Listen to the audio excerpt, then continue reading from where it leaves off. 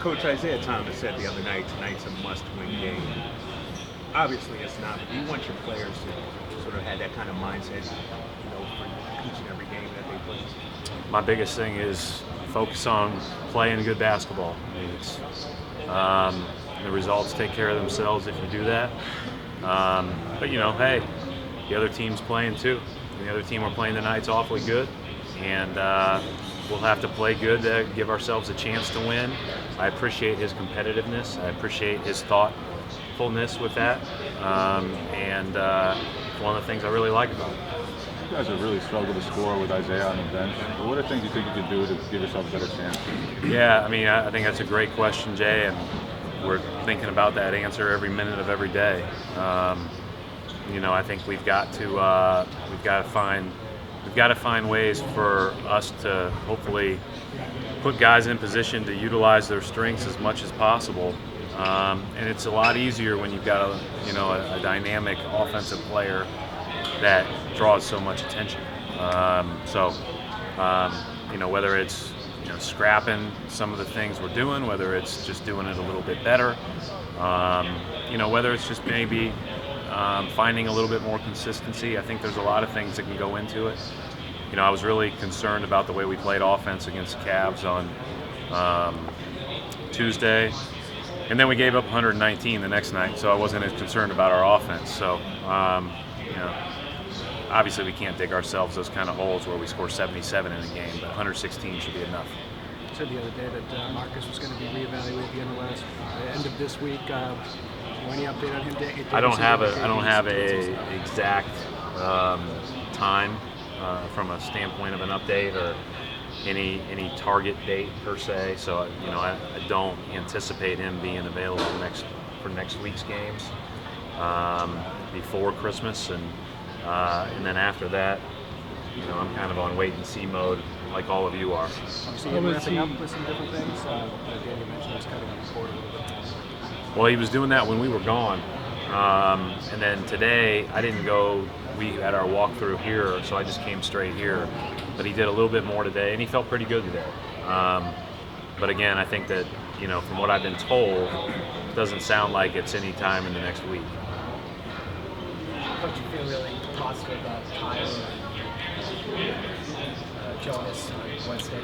Yeah, the one thing that, and we've been, I hope we've been consistent saying this from day one, I've never had a question about our depth at the 4 and the 5. Like, we got a lot of guys, and in some ways it's been a real challenge because those guys don't always get to play, and very few guys get to play the minutes that they desire to play when you have that many guys at that spot. And really, a lot of times it's one spot if we decide to play small.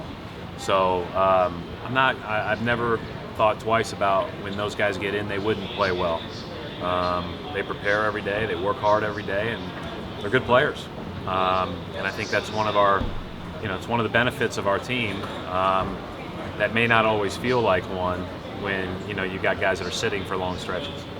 Coach, can you, Monday morning quarterback a year ago, there's a big trade, Rajon going to Dallas. Monday morning quarterback, just how that trade has worked out for you guys and your Well, I don't really look at it from how individual trades work out or whatever the case may be. I think we've just tried to make progress every single day. I think obviously, Jay Crowder's done a great job for us and has continued to improve, and hopefully will continue to improve.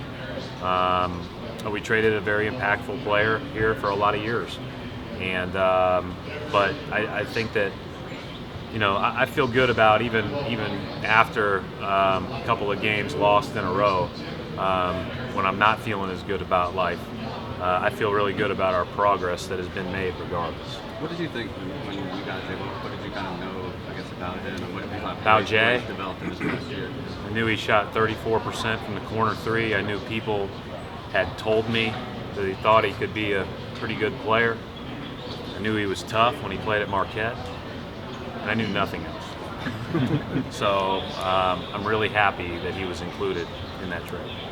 What you thought about the way he's? I thought he was really tough, but I didn't know that he could do all that he could do. When we played New Orleans last year and he had the 22-point game and we won that game at home, and we were really reeling. It was tough to find a win, tough to even find a chance to win. You started to see like, hey, there's a guy that can, there's a guy that can do a little bit more than stand in the corner and shoot. He can drive a little bit, he can pass. We know he's a competitor. And being able to guard all those positions is just huge. I mean, it's one of the reasons why we're all looking forward to getting Marcus back, because it allows you to play other guys next to him because he can guard so many different positions. How much is he up to from just a leadership or in the locker room standpoint as well? I just think he's a competitive young guy, and I think we've got a number of competitive young guys, and it makes for a fertile environment for growth. And I think that that's one of the things that has been a real focus of ours, that, we keep in mind that a lot of these guys have been solid contributors already, but can get better, and we have to, prioritize that. Coach, where did you see slippage or maybe some issues that crept up over the final 3 quarters of that last game defensively? Yeah, I thought they missed some shots that we slipped on defensively in the first quarter too. We had a couple of rotations that were off. We missed a couple of their 4-man shooters popping that we need to be better at.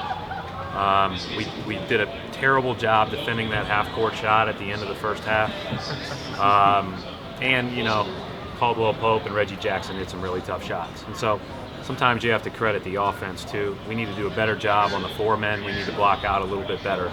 But those guys hit some tough shots, and hats off to them. Coach, when you look at the tape from the last meeting with Atlanta, I don't know if you looked at it or not, but what improvements defensively do you want to see from your team? Yeah, we were really poor in that game. We talked about it afterwards, but Atlanta had a lot to do with it as well. Atlanta was coming off of a losing streak at that point in time, and they played with their hair on fire. And that's a 60-win team last year. That's a prideful group of older players. So we're going to have to play a lot better than that to have a chance to win.